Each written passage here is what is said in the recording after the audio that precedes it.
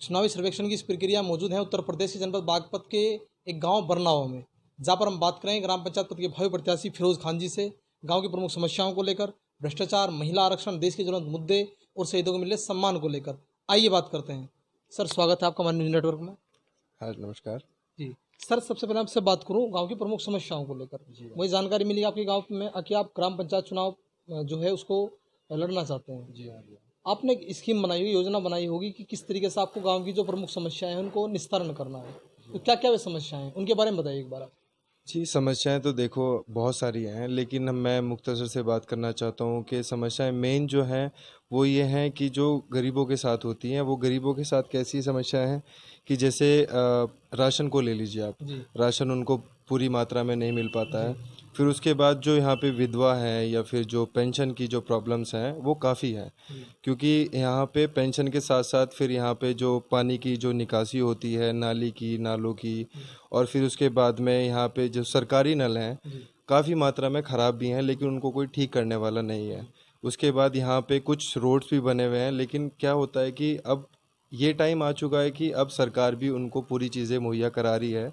जो भी कैंडिडेट होता है, जो भी प्रधान होता है, उसको वो चीज़ें सरकार की तरफ से मिलती हैं, लेकिन वो लोगों तक नहीं पहुंच पाती है। आप क्या समझते हैं कि सरकार की जो कल्याणकारी योजनाएं हैं उनको क्रियान्वित किस तरीके से करना चाहिए? देखो उससे क्या है कि ऐसा नहीं है कि हर एक इंसान को उसमें जागरूक होना चाहिए सबसे पहले। वो इसलिए क्योंकि सरकार जो भी चीज़ें हमें मुहैया करा रही है वो हम सब के लिए इंडिविजुअली, ऐसा नहीं है वो एक प्रधान बन गया तो वही सब चीज़ें देखेगा। नहीं, उसमें ये होना चाहिए कि हर एक गांव वाले को भी साथ देना चाहिए जिसके साथ जो समस्या हो रही है। अब सपोज़ करिए कि वो मेरे साथ समस्या हो रही है, जब तक मैं उस समस्या को नहीं बताऊंगा, जब तक मैं उस चीज़ों को नहीं दिखाऊंगा, वो चीज़ें नहीं पूरी होंगी। ठीक है, कुछ समस्याएं ऐसी होती हैं कि नहीं हो पाती हैं, कुछ चीज़ें ऐसी हैं कि ज़्यादातर ऐसी चीज़ें हैं कि समस्या कोई भी आती है तो हल आप कर सकते हो। अब छोटे सा एग्जांपल ले लीजिए, हमारे यहाँ पे एक टंकी है पानी की। तो उसका क्या है कि यहाँ पे अब से पहले 2 साल 3-4 साल पहले उसका कार्य हुआ, वो तैयार भी होगी, उसमें सरकार ने पैसा भी लगाया, सब कुछ लगाया, टाइम भी लगाया, और वो तैयार होने के बाद में आज वो 3 साल से बंद पड़ी है। जहाँ तक कि उसकी जब भी पाइपलाइन चलती है वो कहीं से फूट जाती है, कहीं से टूट जाती है, लोग उसका बिल नहीं भरते हैं, लोग उसमें काफ़ी समस्या है। फिर उसके बाद दूसरी समस्या क्या आ जाती है कि अब हम अगर देखें कि नल है, सरकारी नल ख़राब हो गया तो लोग उसको आगे छोड़ देते हैं ऐसे ही, लेकिन लोगों को भी सामने आना चाहिए। उसमें उसमें लोग आके जब तक हमें नहीं बताएंगे। मैं आपने कहा कि लोगों को सामने आना चाहिए। जी जी। आप कहते हैं भ्रष्टाचार आज फैला हुआ, आज भी बहुत। देश के मुखिया कहते हैं मैं ना खाऊंगा ना खाने दूंगा। ना खाऊंगा ठीक बात है, लेकिन ना खाने दूंगा वो कहीं गले नहीं उतर पाती है। जी हाँ। तो इस भ्रष्टाचार के लिए आप जिम्मेदार किसको मानते हैं? जनता का जागरूकता जिम्मेदार होती है, अधिकारी वर्ग जिम्मेदार होता है, फिर सरकार जिम्मेदार होती है? नहीं, इसमें देखो, ना तो मैं किसी को, जिम्मेदार भी कोई नहीं और जिम्मेदार भी हम सब होते हैं। अब जिम्मेदार क्यों नहीं है? क्योंकि अगर जब तक हम किसी सरकार को नहीं बताएंगे तो सरकार को पता नहीं चलेगा।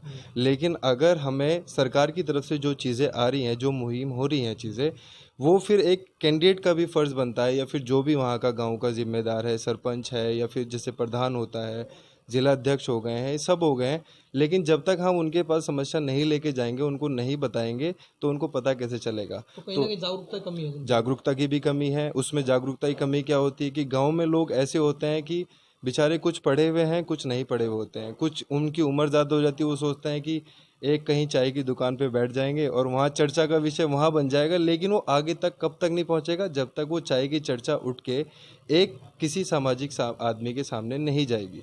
भाई, अगर मैं यहाँ पे हूँ, अगर मुझे वो समस्या पता चल रही है तो फिर वो मेरा फिर यहाँ पे रहना भी ठीक नहीं है। अगर वो समस्या मेरे तक आ रही है, मैं उसको आगे तक नहीं कर रहा हूँ। अब अधिकारी हैं जो भी हैं, वो बागपत में बैठे हैं, या फिर बड़ौत में हमारी तहसील में है, या फिर गांव का एक प्रधान है। अगर हम अपने घर पे बैठ के ये सोचें कि नहीं हमारी तो पेंशन बन जाए, तो वो नहीं बनेगी। उसके लिए हमें खुद जागरूक होना पड़ेगा। हमें एक स्टेप क्या लेना पड़ेगा कि हमें उनके पास में जाना पड़ेगा और जाके हम उनको अपनी समस्या बताएं कि सर ऐसे ऐसे हमारी पेंशन नहीं है। वो फिर उसका कर्तव्य है कि वो उसको आगे तक कैसे पहुँचाए। उसका कर्तव्य एक सामाजिक आदमी का, एक आदमी का काम कहाँ तक कार्य होता है। अगर मैं पढ़ा लिखा नहीं हूँ, मेरा एक ये कार्य है कि मैं उसको प्रधान तक पहुँचाऊँ बात, और वो प्रधान आगे कैसे पहुँचाता है वो फिर एक इंडिविजुअली उस पर्सन के हिसाब से होता है। अच्छा प्रधान जी, मैं आपसे बात करूँ, अभी मेरी बात चल रही थी पंचायत चुनाव को लेकर। पंचायत चुनाव में सरकार चाहती है कि महिलाओं को आरक्षण दिया जाए, महिलाएं चुनाव लड़ें। वो राजनीति करें, लेकिन ऐसा होता नहीं कहीं पे, धरातल पर दिखाई नहीं देता। चुनाव जीतती है महिलाएं, लेकिन राजनीति जो करते हैं परिवार के लोग करते हैं। तो महिला आरक्षण किस हद तक सबल साबित हो रहा है? नहीं, देखो, महिला को अगर हम आगे करेंगे तो ये अच्छा ही चीज़ है, लेकिन उसमें महिला में क्या होता है कि जितना मैं भी पढ़ा लिखा हूँ, मैं भी बाहर हूँ, मेरी भी सिस्टर भी पढ़ी है, मेरी मॉम भी पढ़ी लिखी है, लेकिन जब तक हम उन चीज़ों उनको जागरूक नहीं करेंगे, जो उनको हम आगे स्टेप नहीं बढ़वाएंगे, तो वो चीज़ें नहीं बढ़ पाएंगी। अब क्या होता है गाँवों के अंदर, ज़्यादातर मैं जो देखता हूँ तो लोगों को इनसिक्योरिटी बहुत ज़्यादा है यहाँ पे। इनसिक्योरिटी उनके फ्यूचर को लेके कैसी होती है, वो लोग यहाँ पे गाँवों में क्या सोचते हैं लोग, 18 साल की हो जाएगी उसकी शादी कर देंगे, ठीक है, उसका दहेज का हिसाब लगा के रख लेते हैं। सबसे पहले तो एक जो दहेज पे सरकार ने रोक लगाई है, मेरी नज़रों में बहुत अच्छी है, इस पे लगानी चाहिए। क्यों? जब तक हम, क्या होता है, एक पेरेंट्स ये सोचते हैं कि हम इसको इतना पढ़ाएंगे, इससे अच्छा तो हम इसका एक दहेज का इंतज़ाम कर देंगे। लेकिन अगर हम ये दहेज प्रथा ख़त्म हो जाए, इसमें उनको जागरूक करेंगे, तो हम उनकी पढ़ाई पे पैसा लगा सकते हैं। उनकी पढ़ाई पे पैसा लगाएंगे तो वो स्टेप आगे भी लाएंगी, उनकी सिक्योरिटी भी होएगी फिर उसमें। अब क्या सिक्योरिटी हो जाती है कि कुछ, अब लोगों की मेंटेलिटी क्या हो गई है कि कोई कन्या स्कूल हो। अब मैं जैसे गाँव में रहता हूँ तो लोगों की मेंटेलिटी क्या है कि कोई कन्या स्कूल होगा या कॉलेज होगा तो हम अपने बच्चों को पढ़ने भेजेंगे, लेकिन वो मेरे हिसाब से बिल्कुल गलत है। क्योंकि अगर हम देखें तो लड़का लड़की आज की डेट में बराबर हैं, उनको भी उतना ही हक है और उनको भी उतना ही हक है। तो मेरे हिसाब से सबको जागरूक करने में ऐसा नहीं है कि एक आदमी को सामने आना चाहिए, सब लोगों को उसमें जागरूक होना चाहिए, उनको पढ़ाने में लिखाने में, वो तभी आगे आ भी पाएंगी। और जहाँ तक मैं मानता हूँ, मेरा ये दावा भी कह सकते हैं आप, भी कुछ भी कह सकते हैं कि लड़की ज़्यादा पोटेंशियल लगती है लड़कों से ज़्यादा, अगर वो कुछ भी काम करने पाए। अगर मैं एक लड़का हूँ और मुझे ये बोल दिया जाए कि घर की साफ़ सफाई कर लो आप, उसमें आपका सब कुछ है, तो मुझे पता मैं एक ही दिन में भाग जाऊंगा यहाँ से। लेकिन लड़की में इतनी पोटेंशियल होती है कि उनके अंदर इतना इतना जज्बा होता है कि वो हमारी सेवा करते हैं, हम जैसों की सेवा करते हैं, लेकिन वो ठीक नहीं है। हम लोगों को उसमें इंडिविजुअली उन दोनों को साथ देना चाहिए हर चीज़ में।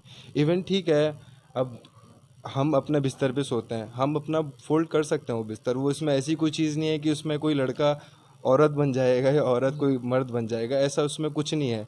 खाना बनाने में इवन से लेके साफ़ सफाई में, क्योंकि अगर हम उनके साथ स्टेप बाय स्टेप चलेंगे तो वो भी हर चीज़ों को समझेंगी, इस चीज़ों को लेके, और वो भी आगे बढ़ेंगी। उनको पढ़ाएंगे लिखाएंगे तो वो भी, आज मैं ये मानता हूँ कि आज वो भी अगर हमारे साथ पढ़ेंगी तो जो मैं कामयाबी की सीढ़ी पकड़ रहा हूँ वो भी शायद कामयाबी की सीढ़ी समझते पकड़ें। हैं कि समाज की रूढ़िवादिता है, जी हाँ, वो कहीं ना कहीं इसके लिए ब्लेम कर जाती है। ब्लेम की जा सकती है, ऐसी बात नहीं, क्योंकि हर कम्युनिटी में अलग अलग रूल्स एंड रेगुलेशन बना दिए गए हैं। कुछ कुछ होते हैं बेवकूफ़ लोग जो होते हैं उनकी जिम्मेदारियों की वजह से। लेकिन मैं ये मानता हूँ किसी इंसान को ना सुन के आप अपने दिल की सुनो, और अपने माँ बाप की सेवा करना चाहिए, आप करो उनकी, लेकिन आप उनके हिसाब से भी चलना चाहिए। ऐसा नहीं है, कुछ लोग बोलते हैं कि भाई ठीक है यार, हमारे पास पैसा नहीं है, हम पढ़ा नहीं सकते। पढ़ा तब जाया जाएगा जब उसके अंदर एक पोटेंशियल होगी पढ़ने की। अब ऐसा तो है नहीं, मेरे माँ बाप मुझे पढ़ाने के लिए तैयार हैं, लेकिन मैं पढ़ना नहीं चाहता हूँ, तो उसमें तो उनकी गलती नहीं है। प्रधान जी, बड़ा प्रश्न हम लेकर बैठे हैं कि वर्तमान सरकार, वर्तमान सरकार को से बात करो, या राज्य सरकार है, केंद्र सरकार है, वर्तमान सरकार जो कार्य कर रही है, उससे देश के विकास में कोई कमी आपको दिखाई देती है? देश विकास का रास्ता अग्रसर हो रहा है? नहीं, देखिए, हर एक इंसान की अलग अलग सोच होती है, हर एक इंसान की अलग अलग समझ होती है। सरकार, कोई भी सरकार ये नहीं चाहेगी कि यार मैं अपने कार्यकाल के अंदर उस कार्य को खराब करूं। हर कोई ये चाहेगा कि मैं सदा उम्र बना रहूं। तो सरकारें जितना भी कार्य करती हैं वो अपनी सरकार को चलाने के लिए, जो भी करने के लिए, वो ज़्यादा से ज़्यादा चीज़ें करती हैं। लेकिन वो हमारे ऊपर इंडिविजुअली डिपेंड होता है, हमारे ऊपर जो भी जितने भी सामाजिक लोग हैं, जितने भी आप एमएलएज या एमपीज या जो भी कह लीजिए, उन सबका भी कर्तव्य बनता है कि उस सरकार के उन कार्यों को दिखाया जाए। अब ऐसा होता है कि कुछ अपना नाम करने के लिए, अब सपोज करिए कुछ चीज़ मेरे पास तक आई, सरकार ने कुछ चीज़ मुहिम करी, लेकिन मैं उसको सरकार का ना दिखा के उसको मैं अपना करते हुए दिखाता हूँ कि ये मैंने लाया हूँ। वो हम नहीं लाए, वो लाई तो सरकारी है। जो भी पैसा आता है वो सरकारी देती है, जो भी चीज़ें भी हो रही। अब सोचिए आप, अब से पहले कुछ टाइम पहले एक मिट्टी के रोड हुआ करते थे, फिर धीरे धीरे वो पत्थर वाले बने, रोड़े वाले बने, फिर धीरे धीरे वो खड़ोंजे बने, आज आरसीसी के रोड बनने हर जगह। वो क्यों बनने? ये सरकार की तरफ से ही तो एक कहीं ना कहीं सरकार साथ सेटिस्फाई है। हाँ, देखो, सरकार से सेटिस्फाई बिल्कुल है। कुछ चीज़ों में ऐसा नहीं है कि सरकार हर चीज़ें एक साथ अब मैं ये भी नहीं कह सकता 100% चीज़ें ठीक होती हैं, एक इंसान गलती से ही बना होता है। अब ये नहीं है, सरकार तो अपनी तरफ से पूरा करती है, लेकिन जो वो नीचे नीचे आता चला जाता है तो उसमें लोग थोड़ा कुछ उसको बदलाव कर देते हैं। सरकार में कोई बदलाव नहीं होता, सरकार सबके लिए बराबर होती है। तो प्रधान जी बड़ा कार्यक्रम चला रहे हैं शहीदों के प्रचार प्रसार के लिए। जिन लोगों ने देश को बचाने के लिए अपने प्राणों की आहुति दे दी, अगर हम आधुनिक पीढ़ी किसी बच्चे से पूछ लें तो वो 1857 की जो क्रांति हुई मेरठ से, उसे 10 शहीदों के नाम नहीं बता पाता है। अभिनेताओं के नाम पूछ लो तुरंत बता देगा, नेताओं के नाम तुरंत, क्रिकेटर के नाम तुरंत बता देगा। क्या कारण है? शहीदों का जो प्रचार प्रसार होना चाहिए था वो नहीं हो रहा है, और हम करना चाहते हैं, किस तरीके से हम कर सकते हैं? आप व्यक्तिगत रूप से क्या मानते हैं इस चीज़ को? देखो, व्यक्तिगत रूप से अगर मेरे से पूछो आप, तो शहीदों को अब क्या है, जो हमारी पहले हमारी जो सोच बन चुकी है आज की डेट की, हम ज़्यादा टेक्नोलॉजी पे भागने लगे हैं। हम अपना इतिहास नहीं देखते हैं कि हमारे लिए, हमारे इस देश को बनाने में किन लोगों ने अपना रक्तदान किया, किन्होंने अपना खून बहाया है। हम वो चीज़ें नहीं देख रहे हैं, हम आज टेक्नोलॉजी को ज़्यादा देख रहे हैं।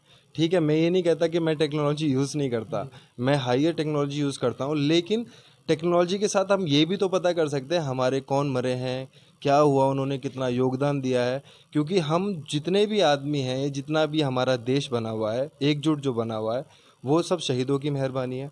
अगर वो शहीद शहादत नहीं देते उस टाइम पे, तो आज शायद हम आज कहीं ना कहीं अटके रहते, कहीं ना कहीं किसी न किसी के नीचे दबे रहते। लेकिन ये हमारी कमज़ोरी है, ये हम लोगों की कमज़ोरियाँ हैं कि हम उस चीज़ को, आदमी ये बोल देता है कि यार एक ही तो मरा है, कुछ नहीं होता है, लेकिन उसके परिवार से उसका उसका उसका योगदान हम नहीं समझ पाते हैं। क्यों नहीं समझ पाते हैं? क्योंकि हम खुद सीमा पे खड़े नहीं हुए हैं कभी। तो आज यदि सरकार चाहे तो सिलेबस जो होता है बच्चों का, उसमें शहीदों के संबंधित एक पाठ्यक्रम लागू कर दे, एक विषय में सब्जेक्ट के रूप में शहीदों को शामिल कर सकती है। बिल्कुल बिल्कुल करना क्या चाहिए। लाभ हो सकता है? उससे लाभ ये होगा कि हमें अपने इतिहास का पता होगा, हमें ये पता चलेगा किस किस ने हमारे लिए शहादत दी है। आज नहीं, अब से 50 साल के बाद लोग ये भी जानेंगे कि हाँ भाई, हमारा देश 100 साल पहले कैसा था और आज वो कैसा है, किन लोगों का इसमें योगदान रहा है, क्या क्या उन्होंने। अच्छा, आपसे पूछ रहा हूँ, यदि एक मीडिया कार्यक्रम चला रहा है शहीदों के प्रचार प्रसार के लिए, जी हाँ। अगर आपको उसमें अब सहभागिता करने का मौका मिला तो आपकी स्थिति क्या रहेगी? देखिए, मैं तो एक नॉर्मल इंसान हूँ। हाँ ठीक है, मैं इतना कर सकता हूँ जितना मैं स्टडी करके, मैं ये नहीं कहता कि मुझे ज़्यादा नॉलेज है और मैं आपके यहाँ पे बैठ के इस माध्यम में बोल भी नहीं सकता कि हाँ नहीं, ये होना चाहिए, वो होना चाहिए। फेंकने से कुछ फ़ायदा नहीं होता, देखो, टू बी फ्रैंकली।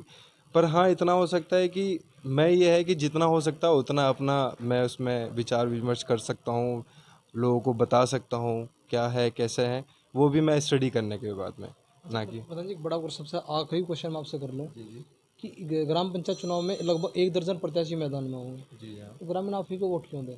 आपकी जीत का संभावित आधार क्या मानकर चलते हैं आप लोग? देखो, सबसे पहले होता है, मैं बिल्कुल, आपने सही क्वेश्चन करा कि दर्जन लोग होंगे, 15-20 भी हो सकते हैं। सबसे पहले मैं ये कहता हूँ कि आप गांव में मुझे मत प्रत्याशी बनाइए या फिर मुझे आप वोट मत दीजिए। मैं ये कहता हूँ कि आप वोट उस इंसान को दीजिए जो आपके कार्य कर सके, जो आपकी कार्यनीति को आगे लेके जा सके। सबसे पहले उसको एजुकेट होना चाहिए, ही मस्ट बी एजुकेटेड। क्यों? क्योंकि एजुकेशन बहुत ज़रूरी है। जब तक आप एजुकेट नहीं होगे, आप ऐसे तो नहीं अनपढ़ के सामने एक एप्लीकेशन दे दोगे, वो पढ़ नहीं सकता तो उसका फ़ायदा क्या है, वो गाँव को क्या ध्यान रखेगा। तो आपको इसलिए वोट देगा, आप शिक्षित हैं, एजुकेटेड हैं? मैं ये भी नहीं कहता हूँ शिक्षित होना चाहिए, शिक्षित के साथ साथ आप में समाज में एक इमेज भी होती है। इमेज ऐसी है कि ये नहीं है कि आप एक, आज आपको एक जनता ने वोट दे दिया, आपको उस मुकाम पे पहुंचा दिया, तो आप उसके साथ में दुरुपयोग करो। दुरुपयोग इन द सेंस कि आप उनको, ठीक है, जैसे राशन की समस्याएं, कुछ भी समस्याएं हैं, तो वो आपके पास आए, वो बड़ी उम्मीद लेके आपके पास आते हैं, उनकी उम्मीदों पे खरा उतरना चाहिए तो इंसान। आप उनकी उम्मीदों पर खरा उतरेंगे? मैं अब भगवान से तो यही प्रार्थना करता हूँ, खुदा से यही प्रार्थना करता हूँ कि हाँ, मैं उनकी जितना भी उम्मीदों पे खरा उतर सकूँ उतरूँगा। तो ग्रामीण इस बात से आश्वस्त हो सकते हैं, अगर आप ग्राम पंचायत चुने जाते हैं तो उन समस्याओं का निस्तारण हो जाएगा? मैं अपने पास से उनको गारंटी दे सकता हूँ। आज ये हमारा लाइव टेलीकास्ट भी चल रहा है और मैं ये सामने, आपके सामने ही बोल सकता हूँ कि मैं अभी भी प्रधान तो हूँ नहीं, मैं एक नॉर्मल एक इंसान हूँ आज भी। तो जो समस्या मेरे सामने अभी भी आती है, मैं उनको अभी भी जितना हो सकता है मेरे में 100% अपनी पोटेंशियल उस चीज़ में लगाता हूँ। वो नहीं हो सकता, वो एक अलग बात है, लेकिन ज़्यादातर मैं चांसेस यही रखता हूँ कि मैं 99% वो चीज़ों करता हूँ, अगर मैं उन चीज़ों के अंदर घुसता हूँ तो। उसका कारण क्या है? क्योंकि कुछ चीज़ें ऐसी हैं कि आप, अगर आप पढ़े लिखे हो तो कुछ चीज़ें पढ़ाई से कर लेते हैं, कुछ आप सामाजिक होना भी बहुत ज़रूरी है। आप हर एक समाज को किस तरीके से लेके चलते हो। हमारे गांव के अंदर बहुत सारी कास्टिज़म है, लेकिन आज हमारा गांव ऐसा है, आज तक कभी भी कितने भी हिंदू मुस्लिम हुआ हो, कितना भी कुछ हुआ हो, आज तक हमारे गांव के अंदर कभी भी, आज तक ये कभी भी ऐसी सिचुएशन नहीं आई है कि हम एक दूसरे को उस नज़र से देखें कि ये हिंदू है, ये मुसलमान में पठान है या शेख है या फिर कोई भी है और बिरादरी से है या फिर कोई भी छोटी बिरादरी से है। हमारे गांव में सबसे बड़ी खूबी जो है वो ये है, एक समाज। हमारे गांव के अंदर जो मैं मानता हूँ, मैं खुद एक ये बिलीव करता हूँ कि मैं वो नाम बोलने में, जैसे मेरा नाम फ़िरोज़ खान है, मैं खान लगाना पसंद नहीं करता हूँ, मैं एक फ़िरोज़, क्योंकि आप जब तक इंडिविजुअली एक पर्सन को नहीं जानेंगे, जब तक मैं आपको नहीं जानूंगा, तो मैं आपको सरनेम से नहीं जाना हूँ। मैं एक, ऊपर वाले ने, आपके माँ बाप ने आपको एक नाम दिया है, उस नाम से तो आप जाने जाओगे, क्योंकि बिना नाम के आज की डेट में आप कुछ नहीं, गुमनाम नहीं रह सकते। एक नाम होगा तो उसी से हम क्या कर सकते हैं, एक दूसरे को, अब आप और मैं हैं, आप मेरे से फर्स्ट टाइम मिले हैं या सेकंड टाइम मिले हैं, थर्ड टाइम मिले हैं, लेकिन आप हो तो इंसानी। सबसे मेन बात होती है तो इंसानियत ना। ठीक है, मैं ये मानता हूँ कि हर एक इंसान को, हर एक इंसान की समस्याएं भी सुननी चाहिए। उनका ये है कि ऊंच नीच हर काम में आती है। तो कोई अपील अपनी तरफ से ग्रामवासियों से करना चाहते हैं आप? ग्रामवासियों से मैं यही अपील करूंगा कि सब लोग प्यार मोहब्बत से रहें, एक दूसरे में भाईचारा बना के रखें, अपनी समस्याओं को हमें आगे जितना हो सकता है उतना बताएं, क्योंकि जब तक आप हमें अपनी समस्या नहीं बताएंगे तब तक वो हमारे पास नहीं पहुंचेंगी। और जितना हो सकता है, कि मैं ये नहीं कहता आपको मेरे पास ही आना है, आप हमें फ़ोन भी कर सकते हैं, आपके पास सब कुछ है। मैं ये चाहता हूँ कि उसमें पर आपको हमारा साथ देना होगा। साथ कैसे देना होगा? कुछ चीज़ें ऐसी होती हैं कि बड़ों का सम्मान, छोटों से प्यार, अगर आप ये दो चीज़ें, एक क्या होता है कि इस उम्र में, आज की डेट में हमारे गांव के अंदर छोटे छोटे बच्चे भी थोड़ा नशा करना लगे हैं, तो वो लोग हटाएगा कौन? वो लोग हम जैसे लोग हटाएंगे या फिर सामाजिक लोग हटाते हैं। सामाजिक लोग अगर उनको वो दिशा ना दिखा के कुछ और दूसरी दिशा दिखाएं, उनकी दिशा में मतलब कि पढ़ाई लिखाई में ज़्यादा उनको ध्यान दें, और उसके बाद साफ़ सुथराई में, अगर हम आज अपने घर की सफाई करेंगे तो हम समाज की सफाई कर सकते हैं। अगर हम अपने घर की सफाई नहीं करेंगे तो हम समाज की सफाई बिल्कुल नहीं कर पाएंगे। क्योंकि ये होता है कि जो भी, अगर आप परिवार से, क्या होता है, इंसान परिवार से पहले बनता है, घर परिवार इनसे बनता चलता है। अगर आप घर परिवार सबको दुरुस्त रखेंगे तो सब चीज़ें आसान हो जाएंगी। तो मेरा यही कहना है कि सब लोग मिलजुल के रहिए, जो भी समस्या है उनको बताते रहिए, और जितना हो सके उतना एक दूसरे से प्यार रखिए। प्रधान जी से बात करने में बहुत बहुत धन्यवाद। आपका भी बहुत बहुत धन्यवाद। अभी हम बात कर रहे थे बरनावा जो गांव पड़ता है बागपत में, वहाँ के जो ग्राम पंचायत पद के भावी प्रत्याशी फिरोज जी से। उनका मानना है कि यदि ग्रामीण लोग भरोसा करते हैं तो जो गांव की प्रमुख समस्याएं उनको निस्तारित करना पूर्ण रूप से प्रयास करेंगे। बागपत से कैमरा पर्सन अनिल के साथ प्रताप आर्य की रिपोर्ट, सच कड़र न्यूज नेटवर्क बागपत।